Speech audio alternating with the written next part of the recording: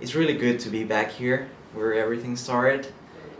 And one thing I really loved is that we had the chance to share with lots and lots of people throughout this year everything that we experienced. It's such a weird feeling, you know, to be back where it all started. I keep having flashbacks to the interview week.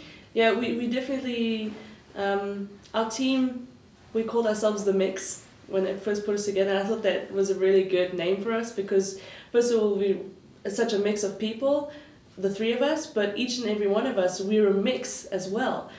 You know what? The one thing I definitely learned about this trip is that happiness is infectious. And so all three of us are very happy people. And we have realized that just having a smile yourself is going to cause other people to smile. First of all, talking about happiness is such a lovely subject and people really relate to that. And I've had people tell me, you know what? I would never have asked myself this question if you had not just asked it to me, you know, what makes me happy? Well, let me think about that, you know. I mean, having the chance to be in the Middle East and sharing with people that just in the surface, you think that they're so different from you. But when you start talking with them about happiness, about what are their dreams, their feelings, what they want in their lives, and they open up and they start talking about their happiness, you do realize how similar you are to them. I think it was very telling that so many answers were the same from around the world because we spend a lot of time on TV and the news and conversation over the internet talking about how different everybody is, what divides us. And it was so amazing and so uplifting to see that under the skin, in the heart, we're all the same. I think it's something that people really have to understand is when you go to a different country, you can't keep in your mind my way is the best way. If you're in another country, you have to respect their rules and their culture. And that's something that people really have to keep in mind. You know, you might not agree with it, but you're still a visitor there, so you have to respect it. One of the biggest answers we got throughout this year, of course, was that giving back makes you happy. Regardless what, there is something within the human beings that it makes them happy to help someone else. It makes you feel good.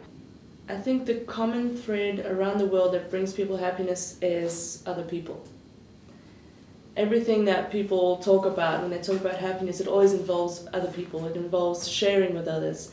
And that's something that's so important when you have something to be happy about, you want to go and tell someone. You want to go and share it with your friends and your family, with someone else. And I think that's definitely the common denominator around the world.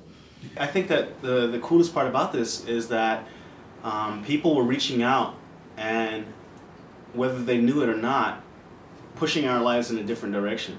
It's the people that we've met that have made it special, that have given us these glimpses of the countries. Because you can go and visit the touristic sites and see that, but it's the people that will give you the real taste of the country. And we were so lucky to meet such wonderful people along the way. I mean, as you say, the Expedition 206 became a movement. And it became a movement because we were trying to do something real. We were trying to share the happiness of people. We were trying to find the happiness of people. Happiness is contagious. If you make the choice to be happy yourself and you keep it with you, other people are going to feel it and feed off of it, you know? Start offering people smiles. It makes me happy to see someone else happy. And I can relate to that because I love to make someone else happy. I will give anything to see a smile on someone's face. And it's true because it's contagious. When you give something to someone, it just makes you happy. I mean, this whole project was a social media project. So having those tools, Twitter, Facebook, YouTube, and all of the different platforms, social media platforms we had, it made everything so amazing, so in the reach of the hand, you know? If you think about a project like this 20 years ago, it wouldn't have been possible.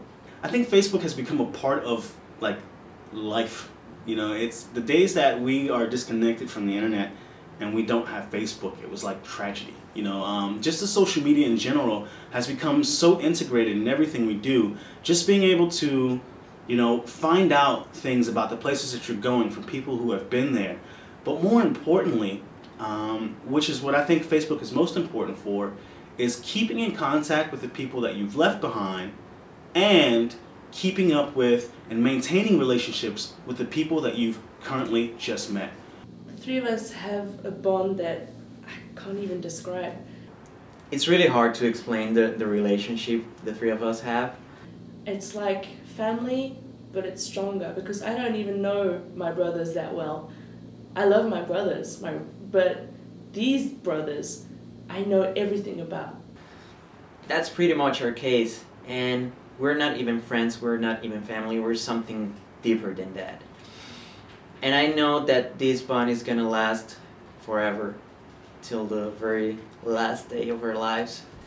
And I feel privileged that these two guys came to my life.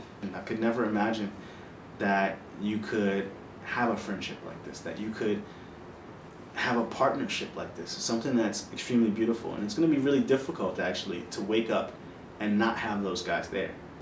I don't know how I'm going to go on without them. That's why it's so bittersweet, because I'm happy to be going home, but I'm sad to be leaving them, definitely. This was the experience of a lifetime. I'm really happy that we had the chance not only to live this, but to experience this. I know that this experience not only has changed us, but it has changed other persons that we met throughout this year.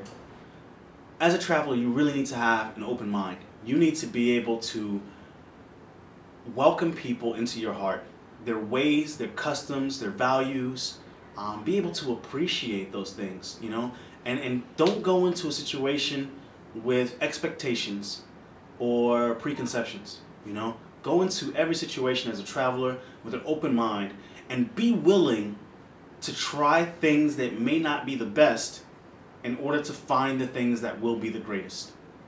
If I can give one piece of advice to people about happiness, now that I've been around the world and seen what happiness is, it's just, you know, find it within yourself. Be happy with who you are before you start searching for happiness elsewhere. And yeah, just keep your loved ones close to you and never forget your dreams, you know. That's the main thing that I have to say.